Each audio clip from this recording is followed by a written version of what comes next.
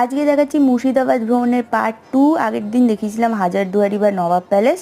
আজকে চলো দেখি কাটরা মসজিদ। কাটরা মানে হচ্ছে বাজার। এই মসজিদটা যেহেতু বাজারের মধ্যে লোকেটেড, তাই জন্য এই নাম। বাংলার প্রথম নবাব মুর্শিদ কুলি খাঁ 1717 খ্রিস্টাব্দে তার রাজধানী ঢাকা থেকে এই অঞ্চলে শিফট করেন এবং তার নাম অনুযায়ী পুরো এলাকাটার নাম দেওয়া হয় মুর্শিদাবাদ। মুরাদ ফারাজ খান নবাবের আদেশে 1723-24 মসজিদটাকে নির্মাণ করেন। এখানেই নবাবকে সমাধিস্থ করা হয়। তোমরা যদি কেউ আলীনগরের গোলকধাঁধা সিনেমাটা না দেখে থেকো, অবশ্যই দেখো যদি বাংলার ইতিহাসে পটু রিসার্চ ওয়ার্ক চাও। আমি অবশ্য আর্কিটেকচারটাতে বেশি আগ্রহী ছিলাম। এই ইটগুলো এখন আর দেখতে পাবে না। 200-300 বছর আগেকার এই পাকা ইটই এখনও ধরে রেখেছে পুরো স্ট্রাকচারটাকে। অসাধারণ অনুভূতি। যাই হোক, ঘুরে টুরে প্রচুর খিদে পেয়ে গেছিলো, তাই বাঁশের কেল্লা বলে এই রেস্টুরেন্টটাতে চলে গেছিলাম।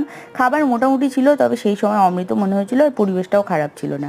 ইচ্ছা আছে পরের বার শ্বশুরবাড়ি গেলে মুর্শিদাবাদের বাকি জায়গাগুলোও ঘুরে আসবো আর তোমাদেরকেও নিয়ে যাবো। আজকের জন্য টাটা।